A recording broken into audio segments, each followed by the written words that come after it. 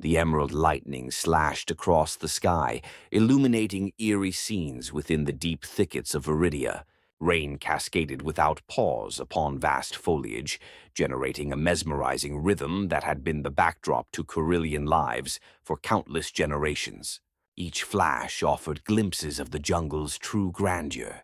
Enormous trees with trunks wider than 10 Carillions standing close together, shimmering fungi clinging to everything and pulsing with a soft blue-green light, and the swirling mist that carried both life and death in its toxic embrace. Deep within the Root-Heart Sanctum, Elder Zira moved with serene purpose. Despite her seniority, her slender form was armored with the chitinous plates that protected Carillions from their harsh planet, gleaming in the light of the sanctuary's biolights, showing intricate markings of her lineage. Her wide, multifaceted eyes reflected the faltering energy shields. "The eastern defense has fallen," Kale reported, his young voice tight with fear. Unlike Zyra, whose plates had faded with age, Kale's shell was a vibrant display of greens and blues. "We lost 3 more defenders. The Veer are employing a new sonic blast. It breaks down the fungal walls before they touch them." Zira nodded almost imperceptibly. "And our counters?" "They don't work," Kale admitted, mandibles clicking with frustration. "The spore grenades slow them down, but their adaptable filters nullify the particles within minutes." Around them, the Root-Heart Sanctum thrummed with urgent activity, the massive chamber sculpted within the living heart of an ancient tree that sheltered the remaining Carillion community on Viridia. They had once spread across the entire eastern continent, living at peace with their beautiful, violent world. Now reduced to this, a few hundred survivors gathered in their holiest place, watching their world steadily be destroyed. The organic monitors tracking the shields fluctuated, their systems were failing to hold power, and technicians, a melding of biology and rudimentary tech, rushed to refocus power. "Show me," Zira softly directed. Kale led her to the observation area, a balcony stretching from the Root-Heart's inner wall, looking out through a hidden opening in the tree's massive trunk. The view was partially obscured by rain, but in the distance, illuminated by lightning and the harsh artificial lights, the Veer advance was evident. They moved with robotic skill through the jungle, sleek dark shapes resembling an insect-reptile hybrid, augmented with cybernetic upgrades. Their armor shimmered wet in the rain, resistant to the dangerous liquids that would quickly melt unprotected flesh. Where they moved, the jungle died. Chemical defoliants hissed from dispersal units, turning age-old growth into sludge. Sonic emitters mounted on their large units sent waves through the ground, shattering the complex root systems. "They don't even harvest what they kill," Zyra said, her voice carrying the endless bewilderment that had plagued the Carillions since the Veer's arrival. "They simply destroy." In the distance, a steady thudding sound reached the thick Root-Heart walls, deep and resonant, at a pitch that set the air vibrating uneasily. "What is that?" Kale asked, though his tone indicated he already knew. A Carillion communications expert hurried toward them, trembling in fear. "Elder, they've set up an atmospheric drill in the northwestern quadrant. The power signature. It's the largest one we've tracked. They're targeting the Root-Heart directly." Zira closed her eyes for a moment, a brief retreat the Carillions permitted themselves in moments of grave distress. When she opened them, her determination had hardened. "Our last defense will not survive a direct hit from their drill," the specialist admitted. "Perhaps at most 2 hours." Zira nodded again. "Have we had any answer to our calls?" The silence was answer enough. For months they had broadcast their desperate plea on every channel they could. The greater galaxy, whatever it knew of it, had either ignored their calls or refused to help a primitive race on a hostile planet most star travelers deemed uninhabitable. "Very well," Zara declared. "Initiate the passage song." Kale's antennae trembled in surprise. Elder, the song is intended for— I know what it is for, Zyra stopped him gently. It is our final message. If we are to join our ancestors, let the stars at least remember we lived. The communications specialist bowed deeply and went to fulfill the order. Minutes later, the deepest section of the root heart awakened, opening a secured channel to Major Petrova. On the display, a woman with closely cropped dark hair and eyes that had witnessed much combat appeared. She wore the black combat armor of the Reapers, Earth's elite special forces unit, the only marking a tiny crimson nightingale, almost unnoticeable on her collar. Major Thorne began without pause. Project Nightingale is active. Objective: save life debt. Protocol Omega: remove Veer threat to the indigenous population. Regular rules of engagement suspended. No witnesses, human or Veer, beyond target area. Petrova's expression stayed professional, but something sparked in her eyes, understanding what those orders meant. They were about to launch an unsanctioned mission of force against a technologically advanced species, violating at least 3 intergalactic agreements in the process. Understood, Admiral, she said. Reaper teams are ready for deployment. Drop window in 20 minutes, synchronized with the next large atmospheric storm. We'll send orbital support once the ground operation verifies contact. Extraction plans, sir? The same as entry. Clean and quick. We leave nothing but the impression that the Veer picked the wrong planet this time. Thorne paused. Is Sergeant Jax on your drop team? Petrova nodded. Yes, sir. He requested it when the plan first came about. Good. He's got more right to be there than any of us, Thorne concluded. The transmission ended. Navigation, move us to location. Weapons, prepare for accurate strikes on my mark. We wait for the contact to be confirmed. The ship's deployment bay doors began to open, revealing the chaos of Viridia's atmosphere below.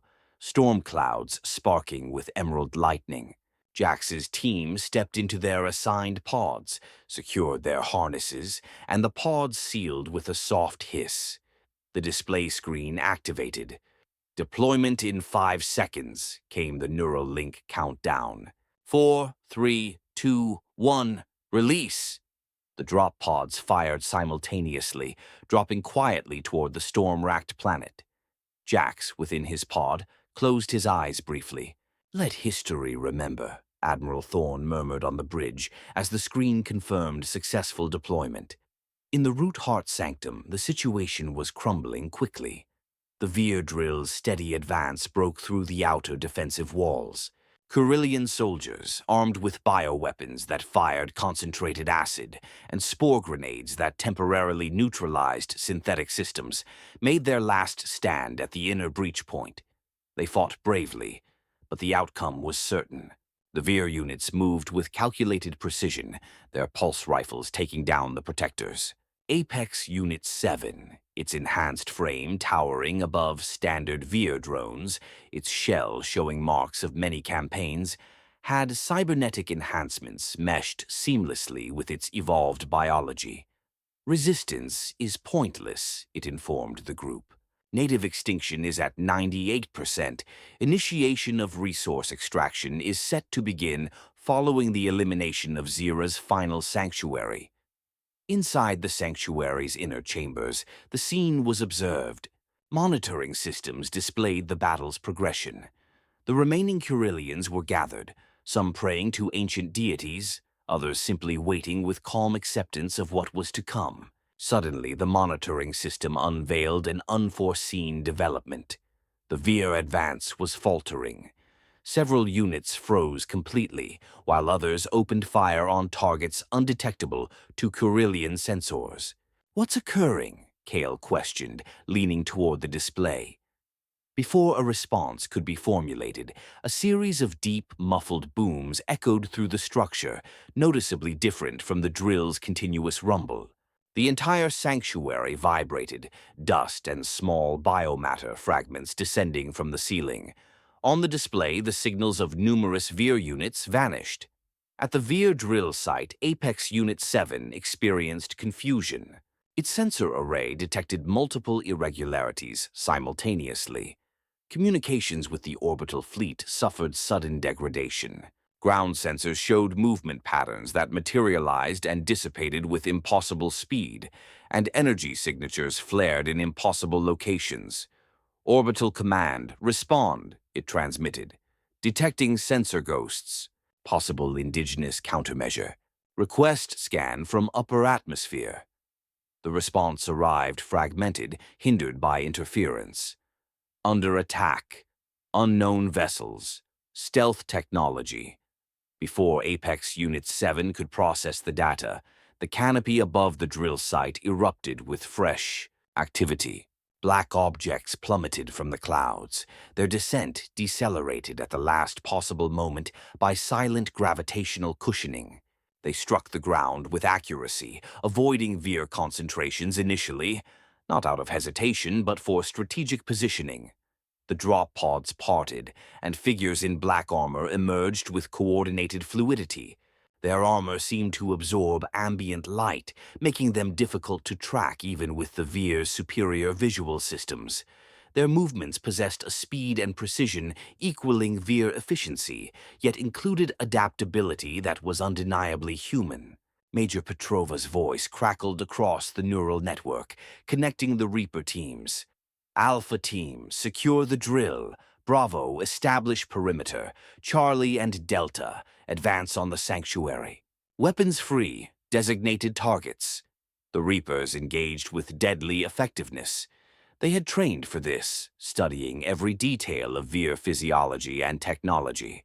Their weapons were specifically designed, EMP grenades disrupting the Veer's cybernetic systems, sonic pulses tuned to shatter their carapaces, high-velocity projectiles with corrosive agents eating through armor.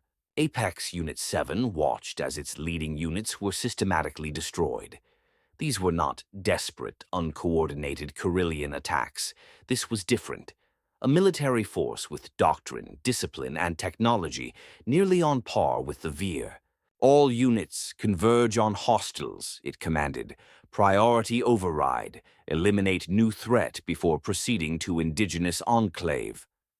Veer forces instantly responded, abandoning the assault on the root heart to engage the Reapers. The jungle turned into a chaotic mix of gunfire, emerald flashes, and unyielding rain. Jax led his squad through the dense undergrowth, heading toward the sanctuary entrance identified in their mission briefing. They met minimal resistance initially. The main Veer force was drawn to Petrova's frontal assault.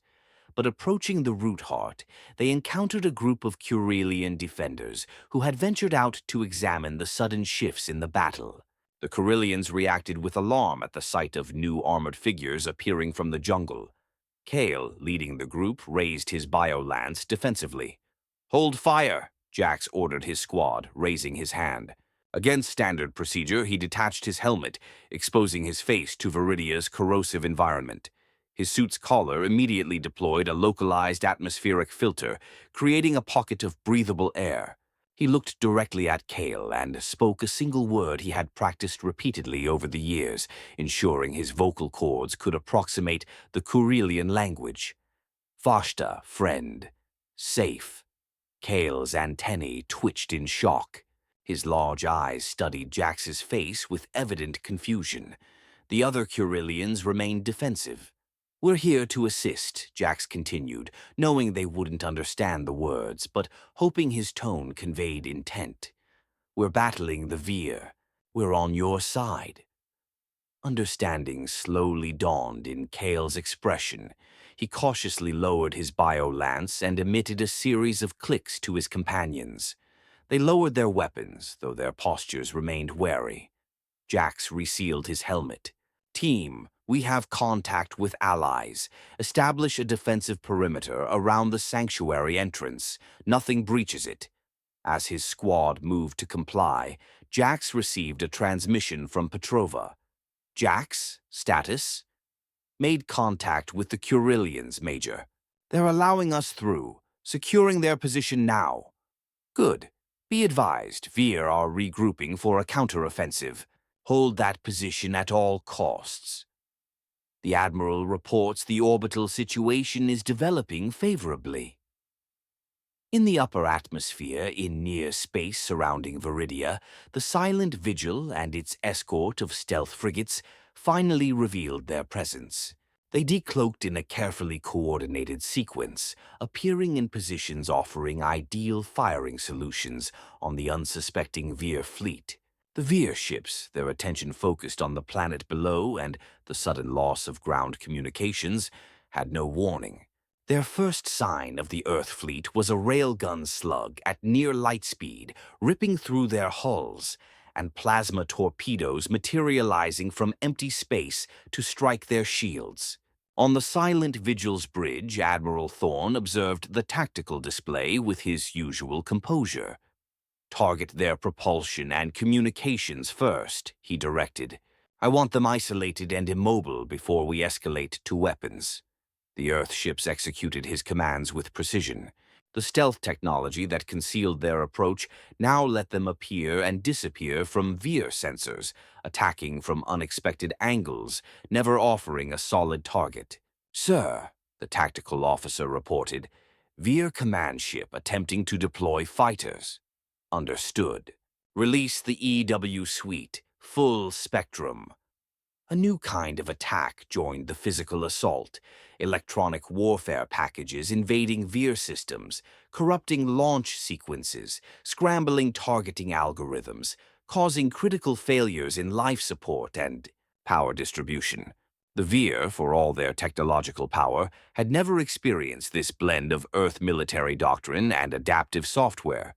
Their formations fractured, ships fired blindly into space or at sensor ghosts. Some began emergency jumps to FTL, abandoning ground forces entirely. "Sir, ground commander requesting fire support," the communications officer announced. "Major Petrova reports heavy Veer counterattack near the indigenous sanctuary." Thorne studied the coordinates. "Designate target area. Prepare precision kinetic strike. Minimum yield, maximum accuracy." On the surface, the battle intensified. Apex Unit 7 had rallied the remaining Veer forces for a desperate attack on the root heart and the human interlopers protecting it. The jungle surrounding the sanctuary became a hellscape of weapons fire, burning vegetation and rain that hissed when it hit superheated metal. Jax and his squad established a defensive position at the sanctuary entrance, joined by Carillion warriors who had overcome their initial surprise and fought beside the humans. The Carillions guided the Reapers through hidden access points, letting them flank Veer units within the sanctuary. Zira emerged from the inner chambers, her ancient eyes widening with disbelief. Humans were fighting for them, a species the Carillions had only heard of in tales. Kale fought alongside Jax, his knowledge of the terrain proving invaluable. He indicated a narrow ravine where Veer units were gathering. "They're coming through there," Jax relayed to Petrova, who joined their position with her command squad. "Major, heavy concentration in the ravine, east of our position. Too many to engage directly." Petrova's expression was grim. "Understood." She switched to the command channel. "Silent Vigil. This is ground command, requesting fire support at the following coordinates. Danger close." The acknowledgement came immediately from Thorne himself. "Ground command, stand by. Fire support incoming. Take cover." Petrova signaled all units. "All forces, find cover immediately. Orbital strike inbound." The warning arrived just in time. Seconds later, a pencil-thin beam of coherent light stabbed down from the storm clouds, striking the ravine where the Veer had congregated. The light was followed by a solid projectile, a tungsten rod from orbit, traveling at hypersonic speed. The energy of movement converted to destructive might upon impact. The explosion was tightly controlled, but terrifyingly effective. The ravine and everything within it ceased to exist, replaced by a smoldering crater. The shockwave reached the defenders, but the silent vigil's weapons officers, with their careful calculations, ensured it dissipated before harming either the human troops or the root heart. Apex Unit 7 witnessed the destruction of its support forces, an experience that, in a more organic entity, might have been described as horror. Its tactical assessment protocols reached an unavoidable conclusion. Defeat was imminent. The native life forms had allies armed with technology and strategies that matched or surpassed the Vir.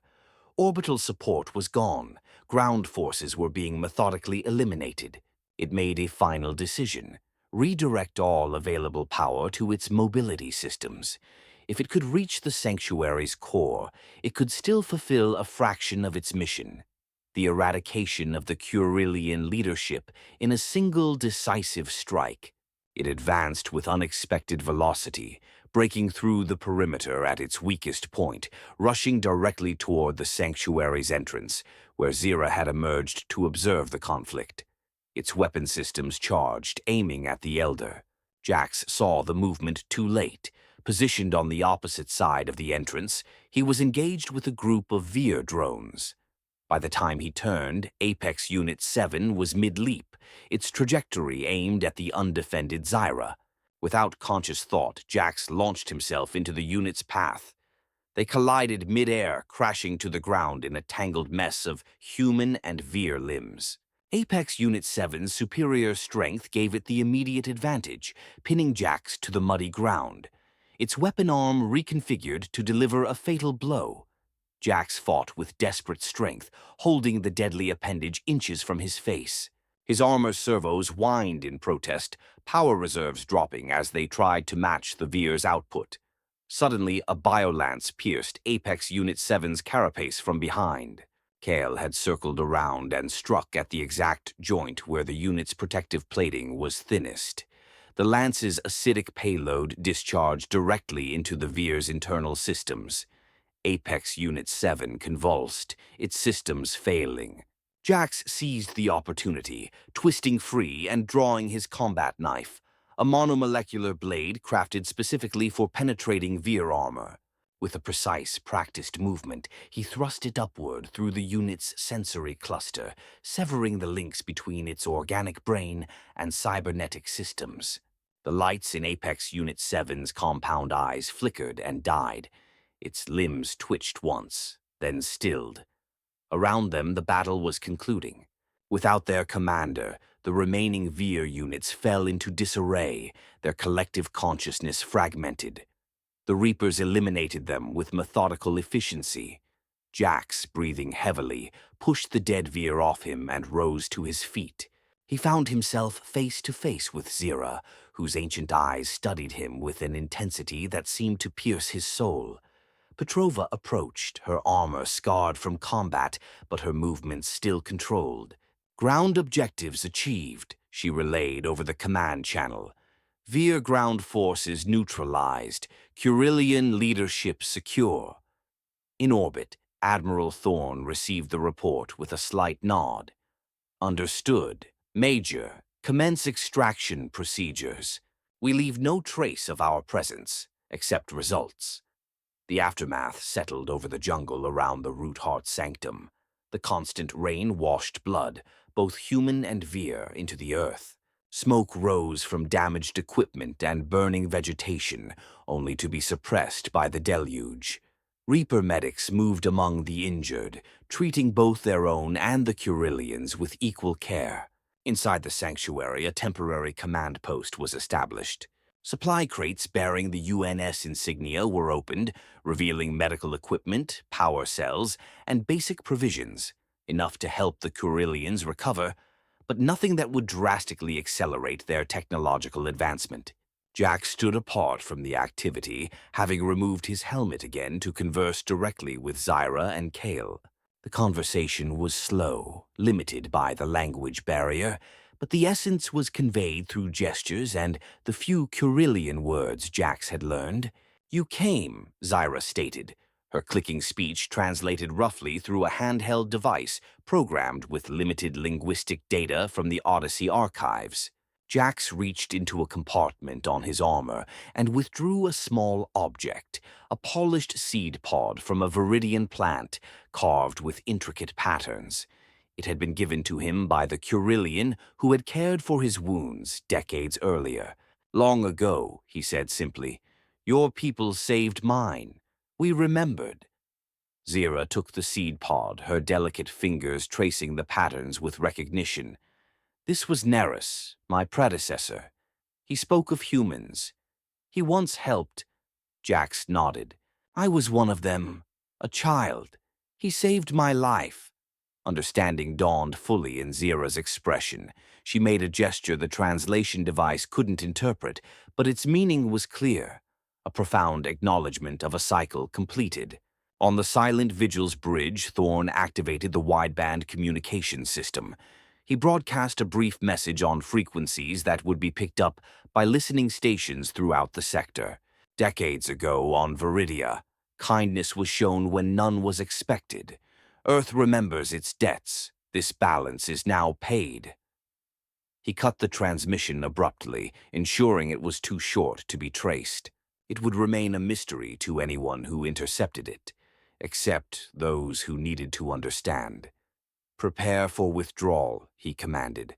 "All teams have 1 hour to complete extraction. Leave nothing that identifies us specifically." The Reaper squads began their coordinated withdrawal as stealth dropships descended through the storm clouds to predefined extraction points. They moved with the same silent efficiency that had marked their arrival, disappearing into the jungle like wraiths. Major Petrova approached Jax as he finished his conversation with the Curillians. "Time to go, Sergeant." Jax nodded. "Just 1 more minute, Major." Petrova studied him for a moment, then nodded. 1 minute. She moved away to coordinate the final extraction. Jax turned back to Zira and Kale. "We must go now. We cannot stay." Zira inclined her head. "We understand. Your presence here breaks rules." Jax smiled faintly. "Many rules, but some debts transcend politics." "Will others come after you?" Jax shook his head. "No. We've done what we came to do. The Via in this sector have been discouraged. It will be some time before they return, if ever. What happens next is up to you." Zira placed one hand on Jax's arm, the gesture surprisingly human. "We will remember." With a final nod to both Curillians, Jax resealed his helmet and joined his squad at the extraction point. Within minutes, the dropships ascended back into the storm clouds, leaving no sign of their presence except the wreckage of the Veer forces and the supplies they'd chosen to leave behind. The Earth fleet phased out of Viridia's system as silently as it had arrived, jumping to FTL at precisely calculated points that masked their trajectory from any observer. Project Nightingale returned to the shadows from which it had emerged. On Viridia, the storms continued their perpetual cycle. The rain fell, the lightning flashed, and the jungle began the slow process of reclaiming the battlefield. The Curillians emerged cautiously from the Root-Heart's sanctum, surveying the transformed landscape. The immediate threat was gone. The constant fear that had defined their existence for so long had lifted, if only temporarily. They began the process of recovery, salvaging what they could from the battlefield, bolstering their defenses with knowledge gained from observing both their enemies and their unexpected saviors. As twilight deepened beneath the storm clouds, Zira stood at the edge of the sanctuary, the carved seed pod cradled in her hands. Kale joined her, his young face now marked by the experience of combat, but also with renewed hope.